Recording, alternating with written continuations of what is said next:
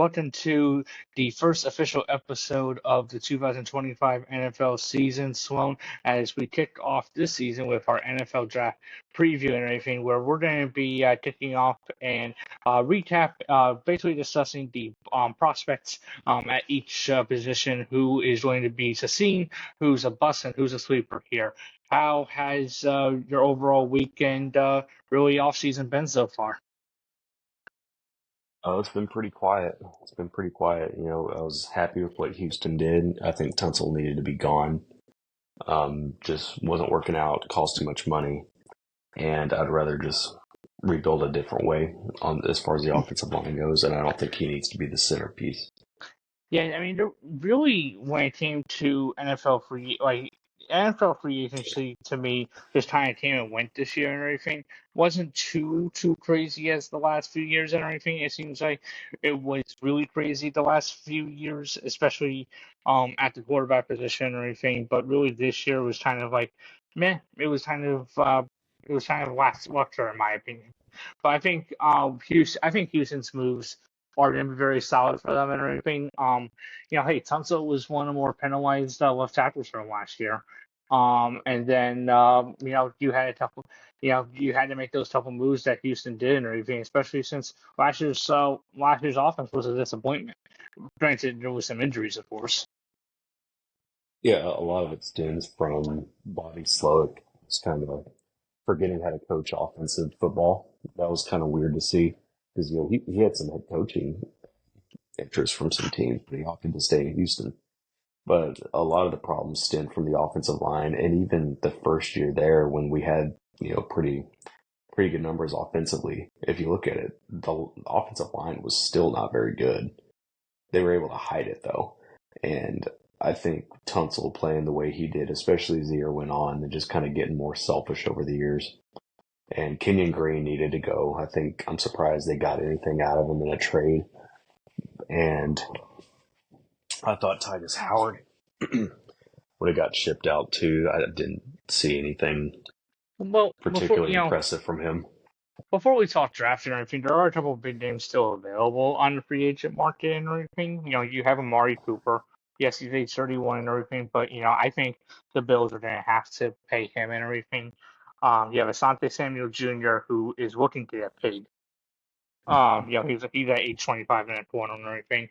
You have J.K. Dobbins, who has a lot of energy at running back and everything, and then of course you have the sad deal with Aaron Rodgers. Yeah, that was what a surprise. A Packers quarterback going to the Jets was a disaster. Yeah, what a disaster. And the Vikings said no and everything, so they're moving on. Apparently, there's drama with the Steelers and everything. But now, you saw the news that that Derek Carr might be out for the year. I saw the headline. I didn't really read a whole lot into it.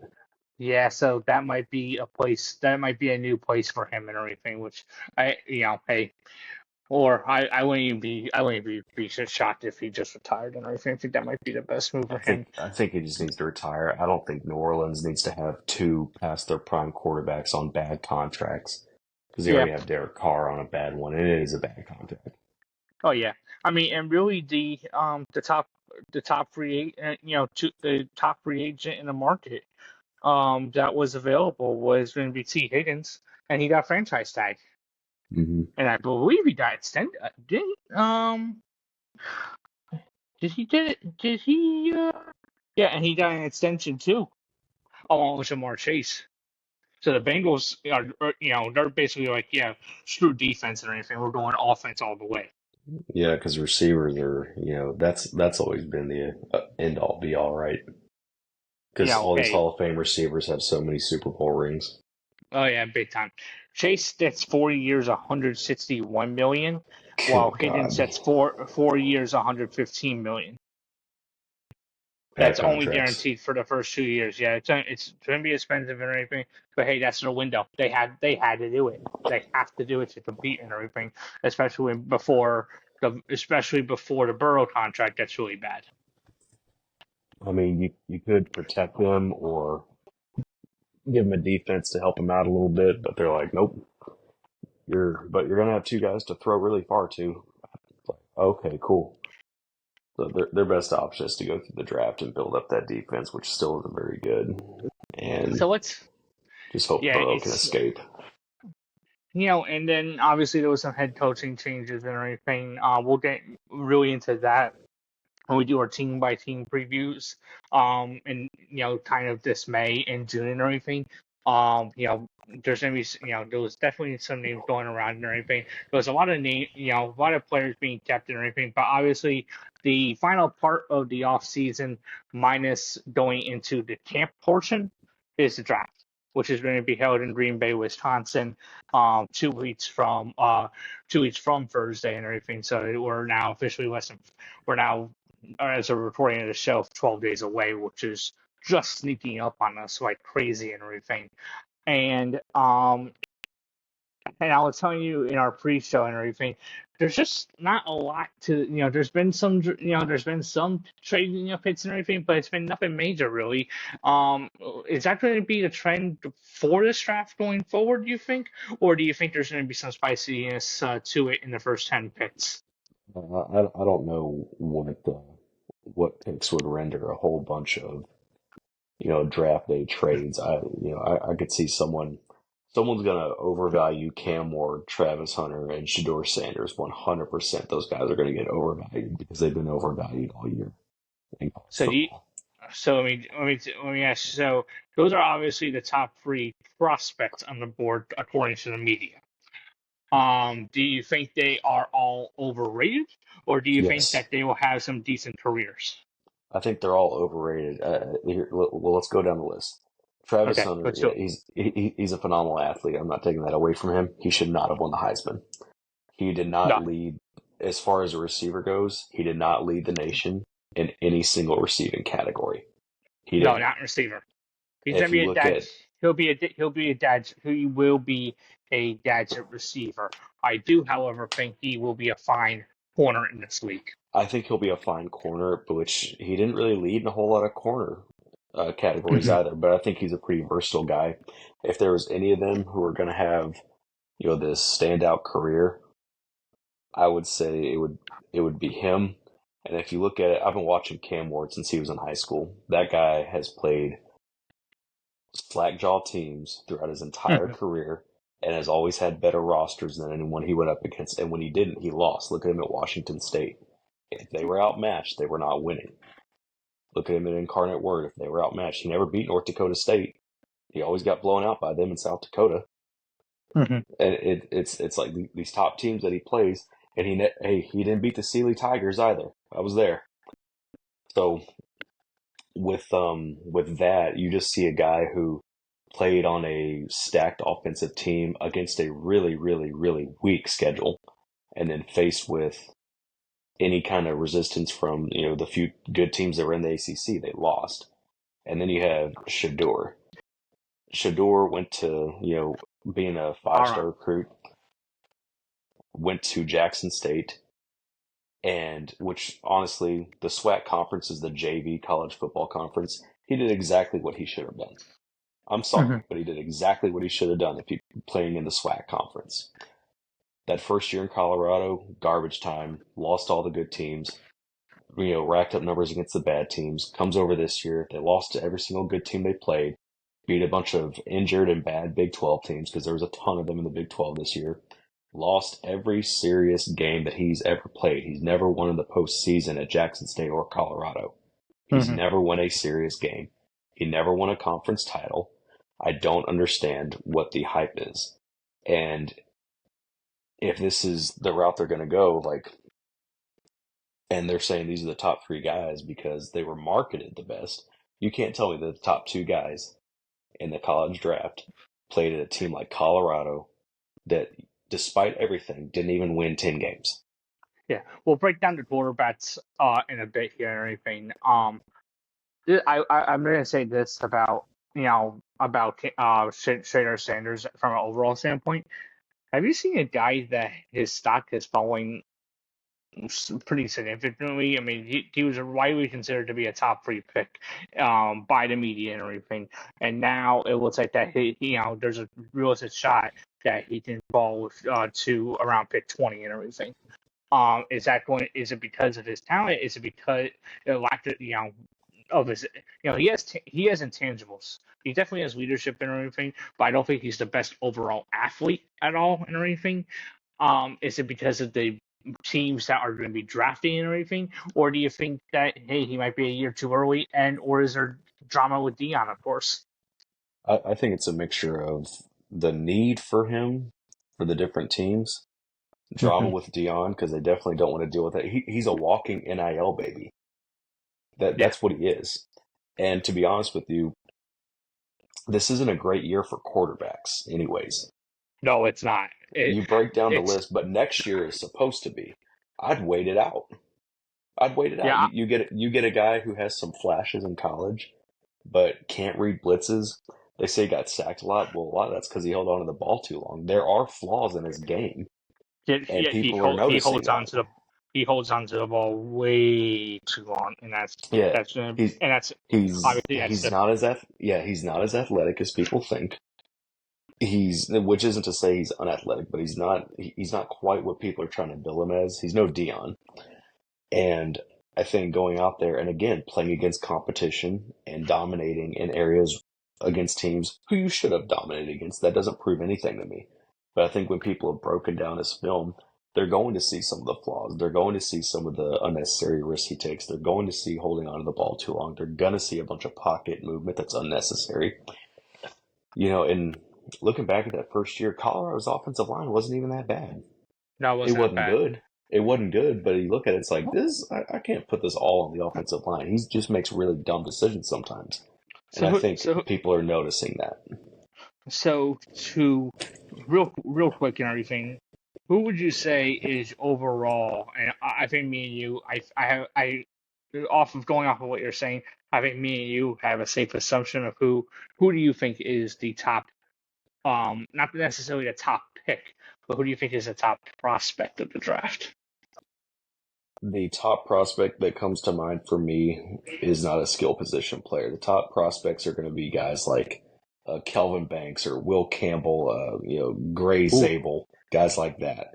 I'll get to that. And then if you look yeah, on the defensive side, I'm looking at guys like Abdul Carter or even a James Pierce or a Mason Graham, Michael Williams, guys like that.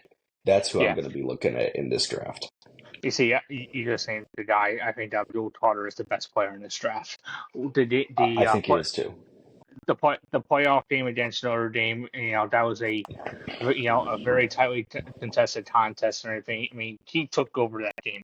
He is a physical guy and everything who, has, very, very explosive off the edge and everything.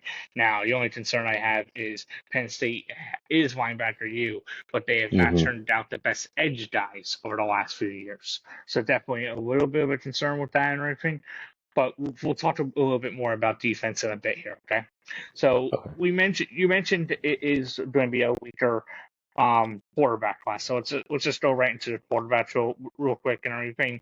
You talked about Cam Ward, who is considered a top three pick and everything. I think he's going to fall. I think he will be selected in the top three because of you look at the three teams: the Titans, the Browns, and the Giants. They all need a quarterback to some degree and everything.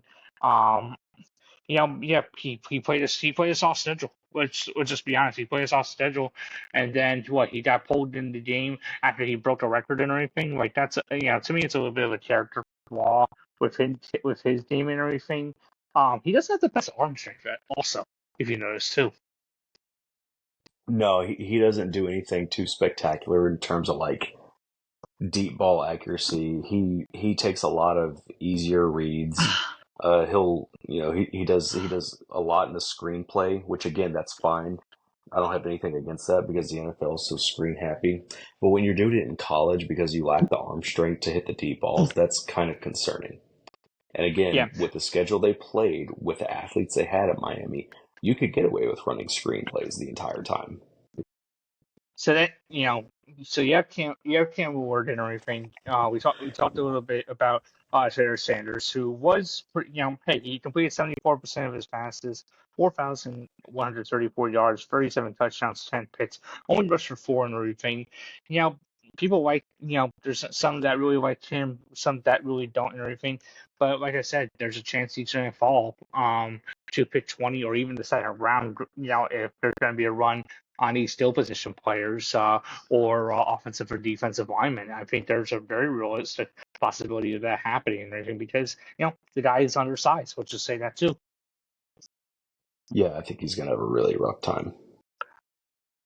So those top two guys are off the board, are going to be off the board. Let's say, who's your next guy you would say is going to be your first, that's maybe a quarterback who's being under, let's know if the why we the most considered the possible other first rounder and everything is Jackson Dart out of Ole Miss.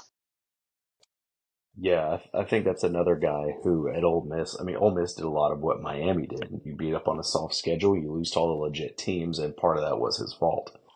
And it's just that I think he gets enough attention. I think one guy who's not getting enough, and that I think will get a little more screen time as the night goes on, is someone like Curtis Rourke out of Indiana. Hmm. Coming from an offensive, I'm not saying he's going to be a franchise guy, but I think there is some value there.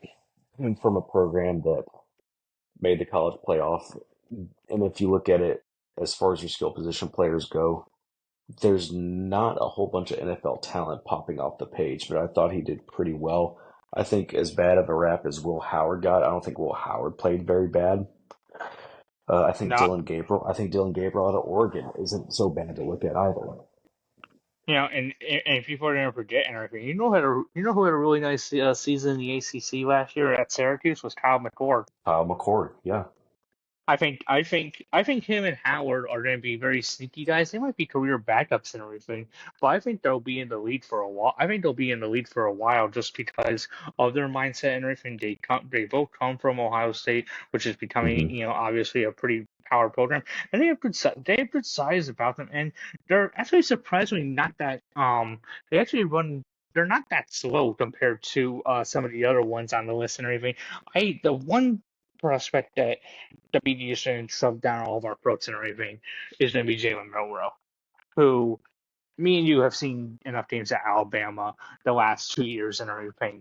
The guy can't pass. The guy can certainly run though, and it's either going to be like a Lamar Jackson situation, a Jalen Hurts situation where you have to transform the entire offense around him.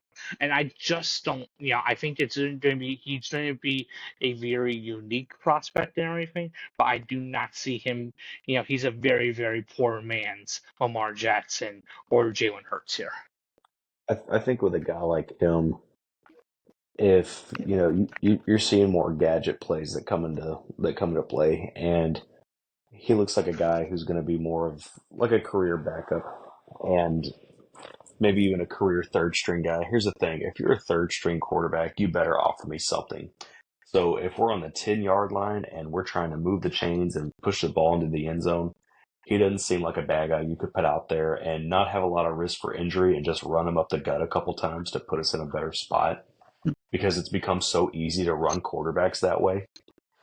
So I think just because of that and because of those rules, he'll have some value for those teams that maybe want to play around a little bit and kind of have a gadget guy.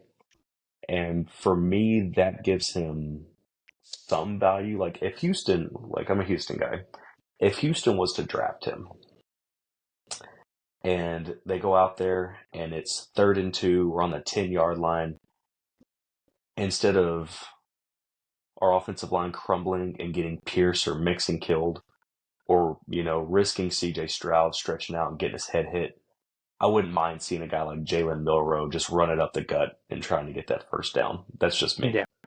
So Or I or think for teams like that, I think he has some value. or a nice play action rollout and everything. Just Right, doing it. right. Just some guy who offers a little bit that can come out there. And it's like, okay, very limited playbook for this specific situation. Like kind of like Taysom Hill, but not as quirky and not asking him to do as much. Yeah. Kind So of like here, what was that guy out of was it Michigan? He got drafted by the Dolphins. Oh, and he basically was there just to move the let's pile. What was his name? What was his name? I'm thinking about the shoelace guy out of Michigan in like 2010, Was it, Denard Robinson. he was a quarterback. He was a quarterback. Wasn't Denard Or, Robinson? or was he out of West Virginia? Oh, that was Pat White. Maybe it was But Pat, Pat. It was Pat White. yeah, Pat White was a good college quarterback. He was not a good pro quarterback. The No, but guy put a lot of records. He wasn't the Dolphins though. no. It wouldn't have been Pat White then. It was that Michigan quarterback from like 2011, 2012. What was his name? Oh, like Chad Henne. No, not Chad Henne. No, it would have been later than. No, he was a black dude. Yeah, I couldn't tell you. God, what was his name? Yeah, who knows? So let's move on. So and then by the way, who's the one prospect of the quarterbacks avoid at all costs? Or has bust written all over him. You said avoid at all cost. Avoid at all costs. Man, honestly, I would stay away from Quinn Ewers. Yep, that's exactly who I was going to I say. would stay away. Yeah, like, do you mean in the first round? I'm talking about like I have him. I see him being ranked as high as a number two, a second round pick, which I think is excessively too high and everything. Again, I think he's a guy who might benefit at the goal line situation or anything, but that's Mm-hmm. pretty much it and everything. Me and you, you're a UT fan. Me and you have saw a bunch of Texas games the last few years where he just choked down the stretch and everything. He is a He played career safety net. he plays a lot of hero ball and everything. I just don't. Yeah. And to me, he's undersized and everything. I just don't like him in that offense. But why do I have a feeling that the Colts are going to draft him? I just have a very funny feeling that the Colts are It going to wouldn't draft Quinn it wouldn't Ewers. surprise me. I don't think he's a bad quarterback, but for him to be in the top five conversation is just asinine. I think another quarterback that's made his way into top 10 quarterbacks in the draft conversation is Donovan Smith at a UH. I've watched that guy be ass for 2 years. He is. Yeah. I would stay away from him also, but if you get Quinn Ewers in like the third or fourth round, that's not a bad pick. Yep. So Um, let's talk about other skill position players real quick. On the offensive side of the ball, obviously we talked already about Travis Hunter, who clearly is going, he's going to be the top quote unquote receiver, even though he's not really a receiver we're going to talk about. But we kind of already talked about him already and everything. I think he's going to be. I think he'll benefit as a slot guy. I mean, that's going to be a mismatch big time. But it also takes a lot of these slot guys like another year or two to get into the league truly and everything. Um, so I'm going to name a couple receivers here. Tell me what it looks like that Tatoria McMillan out of Arizona is going to be the first consensus across the board receiver off the board and everything. And the guy is mhm. very, very dangerous after the catch. He's 6'4", 219. It looks like he looks. I think he reminds me a lot like of Drake London, but super more athletic, which is crazy and everything. And the guy is a little bit faster and everything. I mean, the guy runs a 4.52. I think there's a very good chance this guy, McMillan, will be drafted possibly in the top 7 picks here. It was Denard Robinson. Yeah, I told you it was That, Denard Robinson. yeah, he was drafted by the Jaguars, not the Dolphins. Yeah, Jaguars. Yeah, I was like, hold on. Yeah, sorry, that was bothering me. Now, as Yeah, far so as no, sorry, yeah, that was gonna drive me nuts. I'm sorry. So it's all good. as far as receivers go, yeah, no, I agree with you. I don't think Travis Hunter is the top receiver in the draft, even though he's popping up on some boards that way. I really like Matthew Golden at a UT. I've been watching him for years. I think he Hmm. makes separation pretty well, and he has good hands. He recently had a little bit of trouble with the law, but he's getting that taken care of. So hopefully that doesn't make too many issues. Jaden Higgins out of Iowa State is also someone to keep an eye on. Yeah, Abuka out of Ohio State. because Mm-hmm. Ohio State has just continued to, the guy's a very physical receiver and everything. Someone I have my eye out for and everything. And then I looked at an interesting prospect in Ava Dallimore out of Stanford. 6'2", 206, runs a 4.4, which is going to be insanely fast and everything. And, guy has some decent speed and everything. Yeah, he played in a weak Stanford team and everything, but I think there's some upside to him.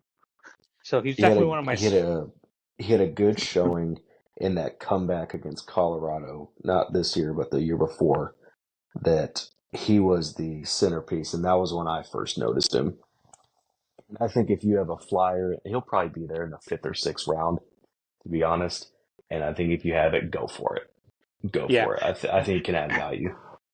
and I think the sleeper tier too, that maybe your second or third round pick is going to be that guy, Tej Johnson out of Oregon. The guy was extremely productive last year and everything. And yeah, Oregon was a really loaded team and everything. But I mean, the guy is a little bit undersized and everything. But again, it's size is going away at the receiver position. It's all about speed. It's all about getting Hmm. off that. It's all about getting off that line. I think he's a really solid pick for a team. And it looks like this year, my observation is we shouldn't have that many um, first round receivers as we had the last 3 years. No, I don't think that's going to be the case. But I do think the talent is definitely there, and I think maybe day two especially, you're going to see a pretty big run this year. Yeah, Is there any? Is talent there will any? be there, but the big thing is value. Is the value going to be there? Now, in terms of value and everything, do you think there's somebody that might, hey, I'm going to take a flyer on this guy At the receiver position, at the receiver position? probably a guy like Jack Beck at a TCU, or Hmm. Trey Harris. Ole Miss did put up pretty big numbers at the beginning of the year, and Trey Harris he was kind of instrumental in that. So, you know, taking more of a speedster, a guy who can create separation and get open. He's limited on some things, but he's young. That's the thing you got to remember. These guys are in their early 20s. They have years to develop. So I think, on a day two pick, you know, getting a guy like Trey Harris isn't so bad. I'm gonna take a flyer on this one. I'm gonna go with Shimmery Dyke out of Florida. 6'1", 196. 42 catches, 783 yards, 2 touchdowns. Was invited to the Senior Bowl. Had a pretty good showing at the Senior Bowl, and ran really fast at the combine. Almost improved his time by a couple of points and everything. He ran a 4.34, which Wow. is very nice and everything. And in a Florida offense that wasn't really reliant heavily on the pass and everything, watch out for him on day two, possibly day three. The other position that's been kind of fading the last few years, but actually it seems like now is going to be a position more of a need is going to be the running back position, It's and about obviously, time. and clearly there is one running back that is clearly better than everybody else. Our boy Aston Genty.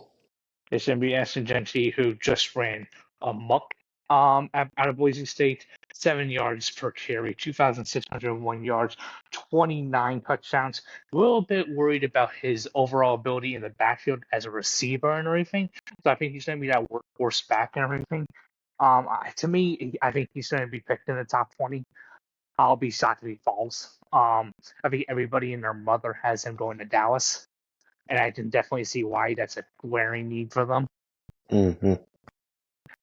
Um, but there's a couple decent bats though on the board here though. You have a Marion Hampton out of North Carolina, average 6 yards per carry, 1,660 yards. Guy also caught a couple of nice balls out of the backfield. You have both running backs out of Ohio State and everything. I think I like Judkins better than Henderson though. Um, And then, is there any running back that you think can make a surprise that maybe they're not being mentioned here? Yeah, one guy who there's two guys that haven't been mentioned enough, but one's gotten a little more attention. So the one who hasn't been mentioned at all is Devin Neal out of Kansas. I've Oh You know, yeah, he's good. being a Big 12 guy and watching him when he was hurt this year and they didn't have him as opposed to when they had him this year and had him last year, the team was so much different. He has been the focal point of that offense. I think he's going to be a guy that'll hang around and be there in the third and fourth round. Because people don't know about him, because people don't, they're still not paying attention to Kansas, but it's a pretty well run program now. Another guy is Cam Scatabo out of Arizona He's State. he is a boomer bust player. I'm very worried about his overutilization the last couple of years. I mean, that's to be expected, but guys like Derrick Henry, look how many carries they had. It's very true and everything. A sneaky overall pick here. I'm going to go with Taj Brooks out of Texas Tech. Undersized and everything, but a really good guy out of the backfield. He's the last couple of years he's averaged almost 5.5 yards per carry, 1,500 yards, and has over 10 touchdowns in back-to-back seasons here. Tech is modeled now more of a pro style offense in the last few years. Yeah, and they're not known for having a bunch of running backs come out either. So he's someone that I definitely forgot about even.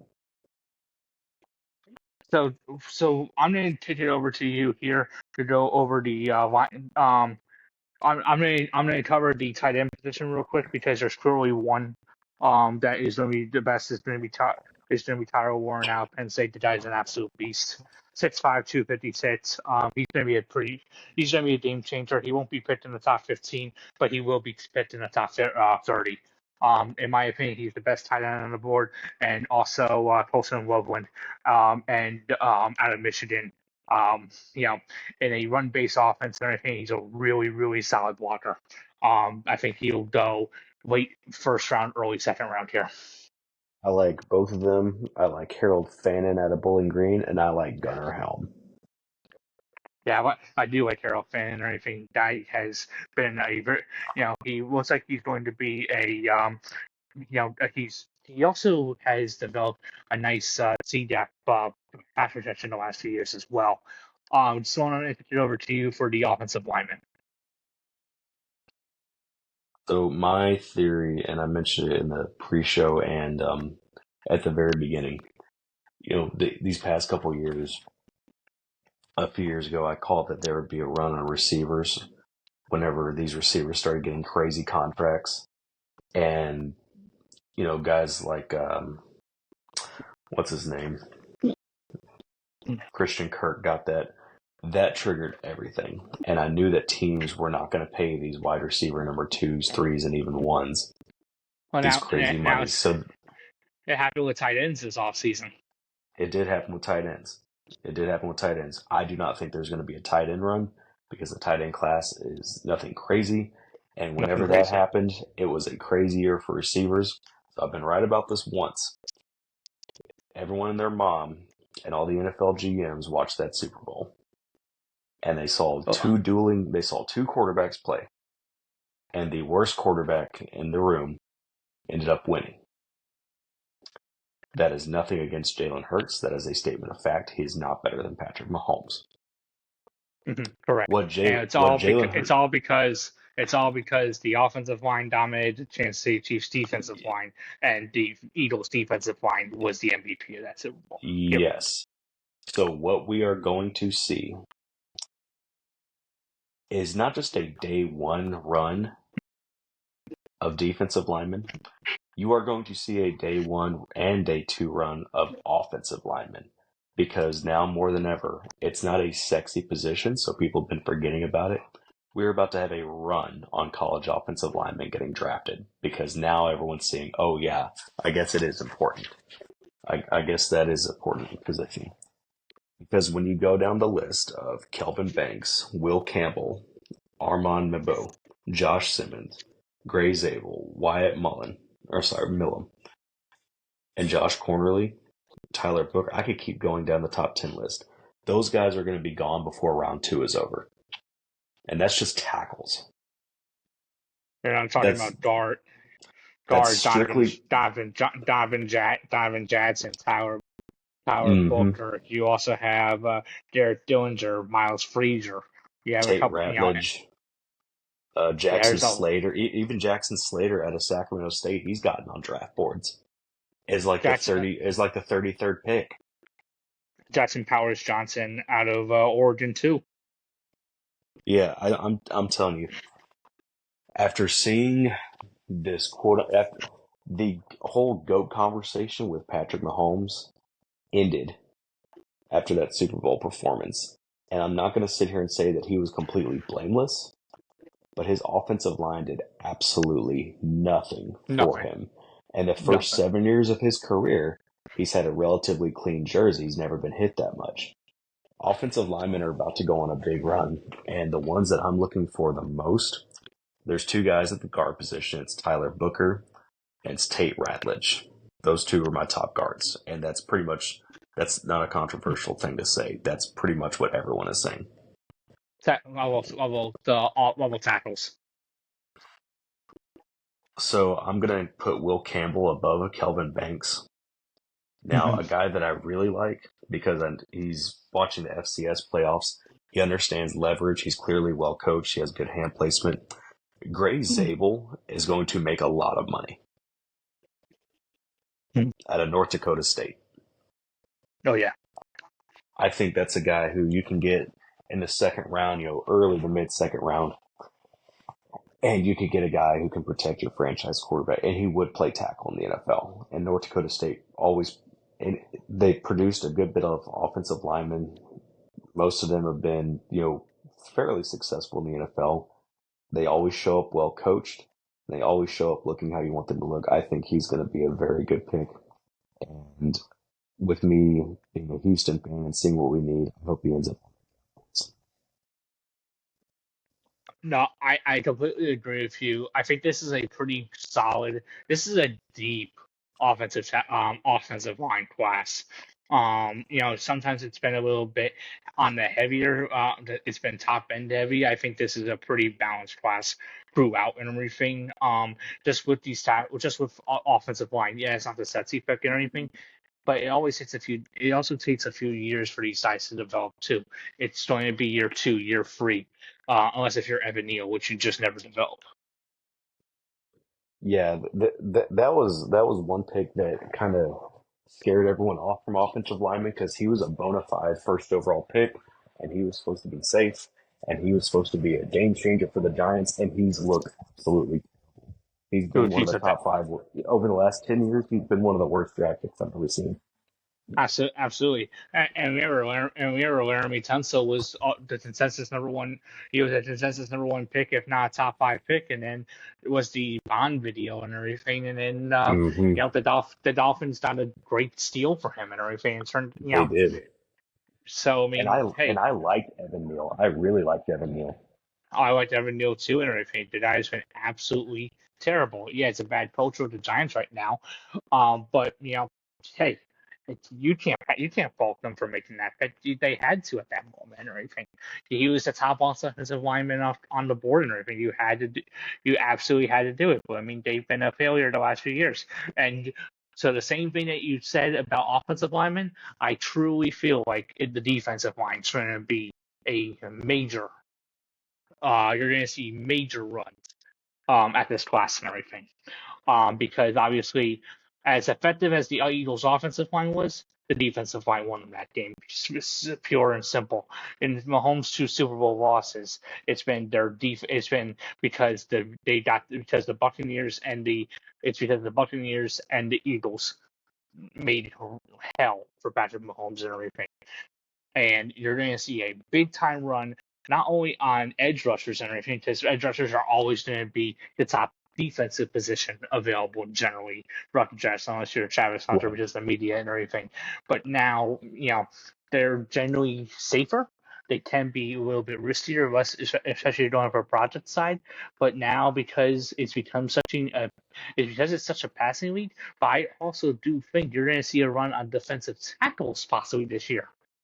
Yeah, those guys who are putting their hand in the dirt, they're getting paid. I mean, we saw the impact that Jalen Carter made in the Super Oh, Bowl without recording a single tackle. That is he was value. He was the MVP of that Super Bowl, and it He wasn't he even. was, and It was him and Sweat. Him and Sweat were easily the two yeah, best players well, on the field. here's Wasn't what even close. GMs are thinking. AFC GMs are thinking, okay, this is the formula to beat Patrick Mahomes. NFC GMs are thinking we have to stop them from doing this. So I Yeah, think we have with to. both conferences kind of being on that page, that's what's going to end up happening. I think there's going to be a lot of offensive linemen go to NFC teams. Big time. So I'm going to go nose tackles first, and then I'm going to go edge rusher. Kenneth Okay. Grant out of Michigan's a really, really solid defensive tackle. Huge body, 6'4", 331. I mean, that is the quintessential nose tackle right there. You also had, is it funny that both nose tackles, top two that are projected in the first round, are going to be coming from Michigan? You also have Mason Graham, who was also he was not good in against Texas and everything, but he was phenomenal against USC and everything. He played really hard. 6'3", 296, a little bit slower, a little bit smaller side and everything, but definitely he's going to be a top 20 pick. Also. You also had your boy Alfred Collins out of University of Texas. Not a sack producer by all means, but very, very good to stop the run. Reminds me kind of a Snats Harrelson type. Just a 6'6", 332. I mean, just an absolute beast to stuff the run. And stuffing the run is much more important in today's NFL than we ever would have thought. Look at the seasons that Saquon had, Derrick Henry had, Josh Jacobs. Running backs are coming back, everyone, and it's Mm-hmm. for very good reason. You have Abdul Carter on the edge, easily the best defensive player on the board, in my opinion. The guy is game changing. He reminds me a lot. He is a poor man's Miles Garrett and everything, but he has all the tools and capabilities to be him. He absolutely dominated the Notre Dame game. If it wasn't for James Franklin, Penn State would have been in the championship game. But because it's James Franklin, they weren't. Michael Williams out of Georgia, 6'5", 260. A little bit slower off the edge and everything, but he's more of a coverage guy on the defensive side and everything. But again, really, really, his pro day wasn't the best and everything, but his combine was very good, and he did cause a lot of havoc. You have James Pierce, who can play both positions, also coming out of Tennessee, again, 7.5 sacks. And also a very electric combine time of 4.47, which is just insane for an outside linebacker. Is there anyone Well, on the edge that you like? I don't know if he's going to be drafted to play on the edge because he was more of a run stopping guy, but Shamar Stewart out of A&M, I thought he was pretty solid. The things that are hurting him is he's undersized on his hands, his Mm-hmm. weight, and his arms. Apparently, everything that I've read about him is, well, he just doesn't have the arm length or the wingspan you would like to see from a guy on the edge, which leads me to believe, okay, they're probably going to move him over. He's going to be a hand in the dirt kind of defensive lineman. But then you look at, well, his hands aren't quite the size they need to be. He's able to get through gaps pretty well, and he's quick off the line. And despite UT doing whatever they wanted against those stupid Aggies, because that's what they are, he had a pretty solid game, and he did cause Quinn Ewers turnovers. And for some reason, college football, whenever they keep statistics on defensive linemen, they don't include quarterback hits. They don't include hurries or pressures, and they really need to. Because to me, that's a more important stat than just strictly sacks and tackles for defensive linemen. Boomer bust guy for me is going to be Mike Green out of Marshall. Has a little bit of character issues. Might be a little undersized at 6'3", 251 and everything. But I mean, he was really solid for the fun I heard last year and everything. 17 sacks, 3 forced fumbles, and 81 tackles and everything. Really, really solid. Off the edge guy can completely change the game and everything. But boomer bust, right there. And then I think a career guy, but is going to be on the safer end. It's going to be Jack Sawyer out of Ohio State. Um, I think the guy's a winner, period, and everything. He played exceptionally well down the stretch for them. Dominated against big competition last year in Tennessee. against Oregon, just completely decimated Oregon and everything, and then obviously in the championship game against Notre Dame and everything, he obviously makes the big play and everything. So I think he's a guy he should be on the lookout for on the second day. Yeah, I think he has more value than a guy like Green. Green does have some character issues, and coming out of a conference where a freak athlete could do anything he wants. I'm just not quite sold on him. And if there's better, safer options, I would just stay away from him. You also But that's just me. not exactly. There really you haven't had a lot of good inside. The inside linebacker position really hasn't been the top position really anymore because it's just all about edge and everything. Top pick is going to be Jihad Campbell, who can also play edge and everything. I think he's going to be more of an inside linebacker guy and everything, but very good defense. Really good in the box defender and everything. I think he'll be a solid pro though. Yeah, I think Jalen Walker is a good piece. I think Carson Schwessinger out of UCLA isn't getting talked about a whole lot, but he's pretty athletic. And then really And the final honestly, I don't know a whole lot about linebackers this year. I haven't paid a whole lot of attention to them. hasn't really been a big hasn't been it's not really the class of strength and everything. Where we get to some strength and everything, let's talk about quarterback and secondary. This is actually going to be this isn't a top heavy class. It's not outside of Travis Hunter or Forson or anything, but you're going to see a bunch of there's still going to be some round one and round two guys because of that position, naturally and everything. Mm-hmm. You have Will Johnson out of Michigan, 4.48 speed, 6'2", 194. He played very well for the Michigan Wolverines in back-to-back years and everything. Jedi Barron out of Texas and everything is also a pretty good coverage guy and everything. People think more of a zone guy, does not play exactly man coverage all that well necessarily and everything. Sable Rivel out of Eastern Carolina is an interesting pick. Guy played uh, played really well in 2023. Played really well for the first half of the year until he tore his ACL. But again, a guy who might be of value on day 2, day 3 because of some injury concerns here. Your thoughts on corner, real quick, so. Yeah, it's not as deep of a class as we've seen. Again, Travis Hunter being ranked the number one prospect and receiver and corner is absolute nonsense. I think Will Johnson's a better cornerback than him. I think a value guy in this one would be Benjamin Morrison or even Siobhan Revel out of East Carolina. I think those guys need to get some attention, but in the year that's all about Travis Hunter, they haven't been. So I Yeah. think that I think there's going to be some good picks for cornerback on day 2. And the most underrated position of the entire league, in my opinion, is the safety position.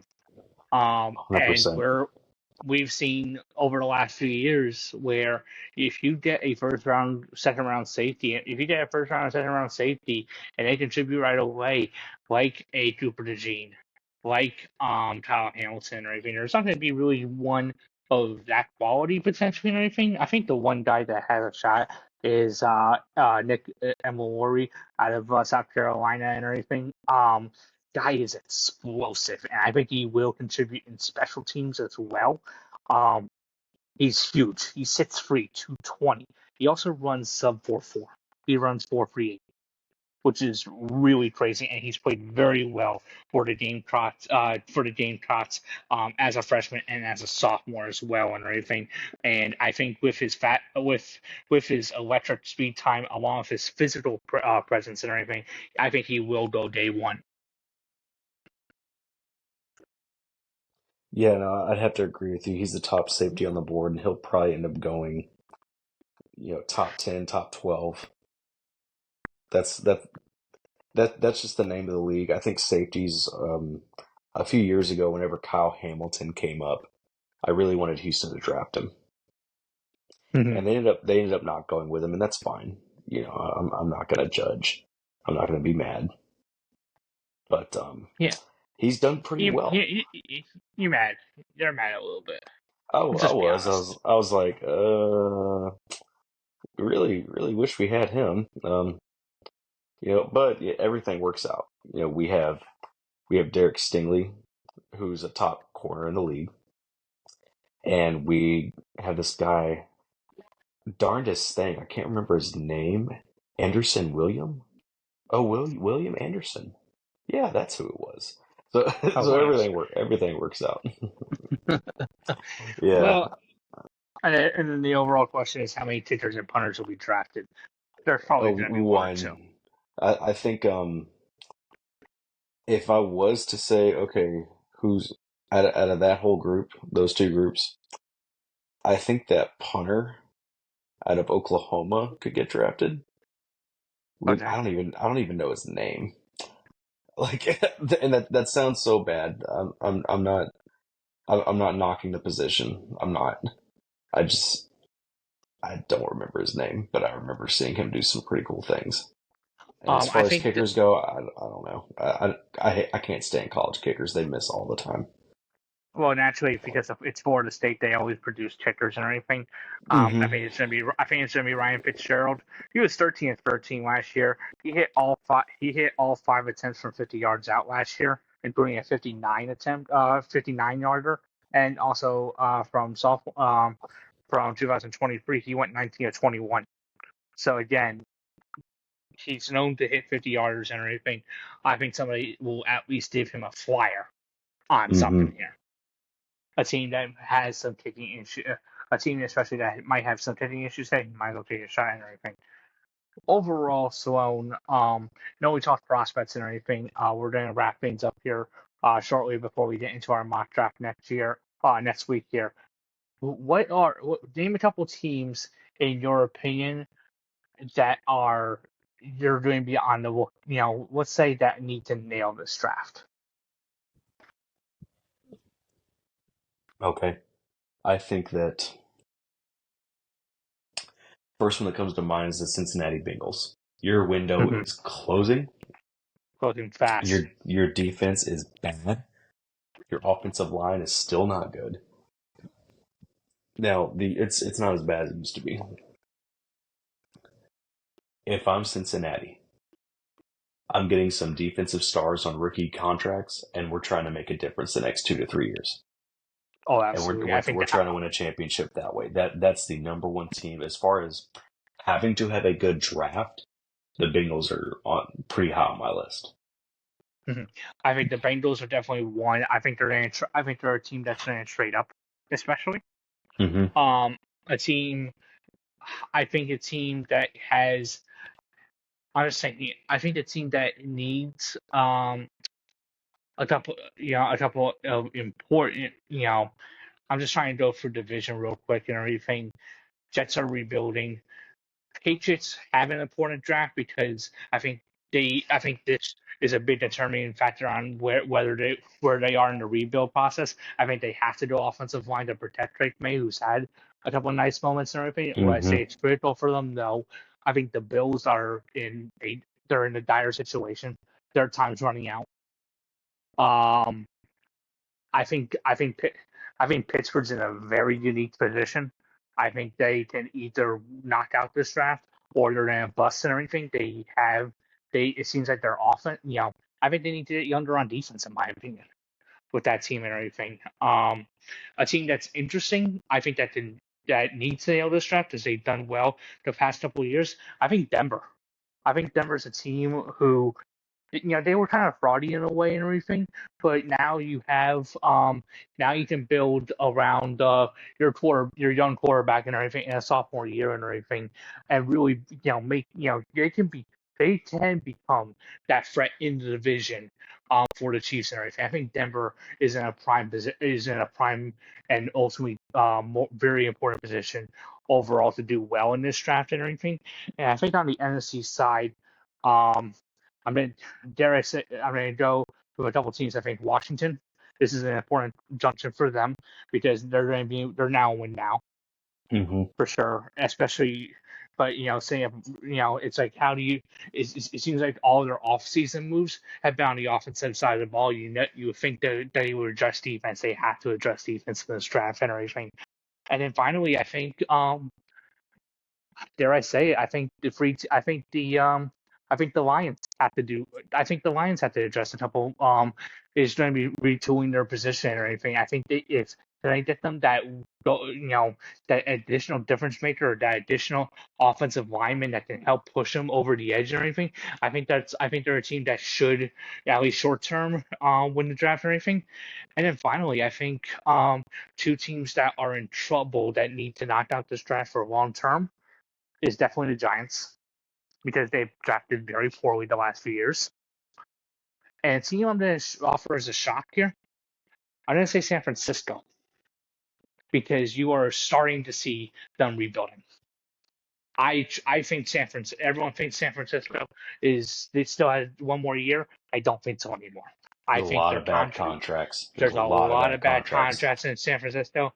John Lynch has a lot of work to do. This is a very important draft for San Francisco this year. I think them and another team that's also full of what I think are bad contracts and not a whole lot to work with outside of a couple guys. The Patrick, Browns. my mom The asked Browns you need my some young I guys asked you to move the to chair away fill in from the some windows. key roles. More, Because right now you have a quarterback yeah, who you're move going to have to everything pay. away from the window. You're going to Perfect, have to thank pay you. them. You have an edge rusher who's getting a generational payday. What is that going to do? Your defense still wasn't great last year. No, it wasn't. You need some pieces. Paying Myles Garrett is not going to make your defense any better. It'll keep him around longer, so it's just not as bad. And I I think don't they need to nail this draft. I don't know what direction Cleveland goes and everything. I mean, everyone has them drafting a quarterback. Do they really go that direction? It doesn't make any. I mean, you you How almost many? How have many to, because here's the thing: if Deshaun Watson gets hurt right now, the only person they could go to is Kenny Pickett. So okay, and Watson's probably going to get hurt. He's barely played since he got there. It would make sense to have a contingency plan, and as soon as you can get out from under him, to move on from him. So do they start with that, and do they wait? Do they wait till next year? Because honestly, I wouldn't. There's not really a quarterback for them to risk taking a flyer on in this year's draft with where they are. It really doesn't make sense for them to trade up to get one because they have no draft capital. It doesn't make a whole yeah. lot of sense to trade down because that wouldn't do them any good. They don't want to pay anybody because they're already paying too many people. So I think you try to ride it out with Stefanski and Deshaun Watson and just maybe beef up the offensive line, get an extra running back in there to help Chubb, and maybe rely on the run game for a little bit and go old school. Well, and people forget that Chubb came off a devastating injury, and ACL Yeah, injuries always take two. It takes 2 years, and yeah, so Deshaun Watson's on the books for two more for this year and next year. So I mean it's a ton of money unless if you are absolutely desperate, But I don't think that team is talented. I don't think they're talented enough to contend right now and anything. Given I mean they were also a very injured team last year and everything. And maybe they probably did overachieve, hmm 2 years ago and everything. I think their boys in Houston have a very important draft yes. because of where they are because of where they are.